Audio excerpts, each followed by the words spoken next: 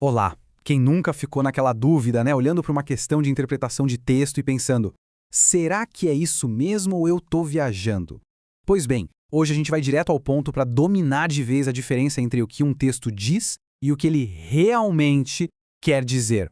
Olha só o nosso roteiro de hoje. Primeiro, vamos entender por que interpretar textos pode ser um verdadeiro desafio. Depois, a gente vai separar o que é literal do que é implícito. Em seguida, vamos botar a mão na massa com exemplos práticos e, para fechar, aprender a desviar das armadilhas mais comuns.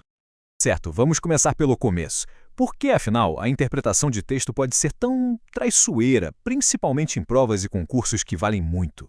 Então, o grande desafio está em saber diferenciar o que um texto afirma com todas as letras e o que ele só sugere. A linha que separa uma interpretação genial de uma viagem na maionese é às vezes bem fininha. E olha, o peso disso é gigante. Pensa só, de 30% a 50% das questões de língua portuguesa podem depender diretamente da interpretação de texto. Muitas vezes, é essa habilidade que separa quem passa de quem fica pelo caminho. Agora que a gente entendeu o tamanho do desafio, vamos montar a nossa caixa de ferramentas. É fundamental definir direitinho os dois níveis de leitura com os quais a gente trabalha. E aqui está o coração da coisa toda. A gente precisa entender a diferença entre informação literal e inferência. Ou seja, a diferença entre o que está ali, escrito na sua frente, e aquilo que o texto te dá pistas para concluir. A informação literal é a prova, sabe? É o que está escrito, preto no branco, palavra por palavra, ou com sinônimos bem diretos. É o nosso porto seguro, a base de onde qualquer análise mais profunda tem que partir. Já a inferência, a inferência é a arte de ser um detetive do texto. É o processo de juntar as pistas que o autor deixou, usar a lógica e chegar a uma conclusão que não está escrita, mas que o texto apoia totalmente. É ler nas entrelinhas. Bom, chega de teoria, né? Vamos ver como tudo isso funciona na prática com alguns exemplos para deixar tudo mais claro. Ok, vamos analisar essa frase aqui. A informação literal é bem óbvia. Maria não foi na reunião. E o motivo? Chuva forte. Beleza, isso está escrito. Agora, vamos ver o que a gente pode concluir a partir daí. A pergunta é: qual é a única conclusão que o texto realmente sustenta, sem espaço para achismo? Vamos lá, analisando as opções. Maria não gosta de chuva? O texto não diz isso, é uma suposição nossa. A reunião foi cancelada? Zero informação sobre isso.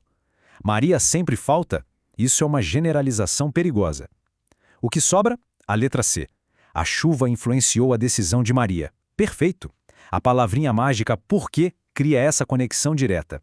Essa é a inferência válida. Certo. O primeiro exemplo foi tranquilo. Agora vamos para um texto um pouquinho mais complexo com mais dados. É aqui que a coisa fica interessante. Olha só que interessante. A gente pega os fatos literais, o investimento de 2 milhões e a redução de 40% nas internações.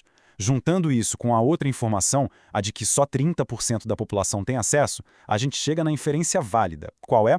Que o investimento teve sim um resultado positivo na saúde, mas que o problema do saneamento ainda está longe de ser resolvido, percebe? A gente não inventou nada. Agora, dizer que foi um desperdício de dinheiro, isso já é um juízo de valor, uma extrapolação que o texto não autoriza.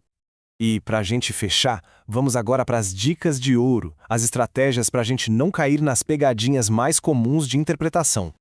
E o erro número 1, aquele que mais derruba candidatos, é justamente a extrapolação.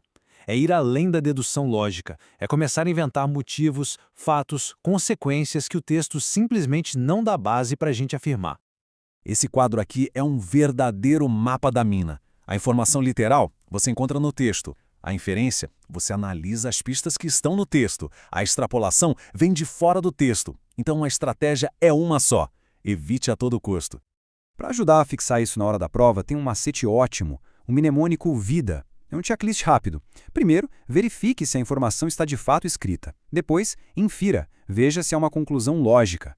Em seguida, duvide de palavras radicais, como sempre, nunca. E, por fim, analise com atenção as palavras de conexão, como mas, porque, embora. Elas são a chave de tudo. No fim das contas, toda questão de interpretação se resume a um processo de decisão bem simples, mas muito poderoso. A gente tem que se fazer a pergunta fundamental. Essa ideia que eu estou considerando, ela está literalmente escrita no texto? Ela pode ser logicamente deduzida a partir das pistas do texto ou ela está sendo apenas assumida, vindo da minha cabeça? A resposta para isso define tudo.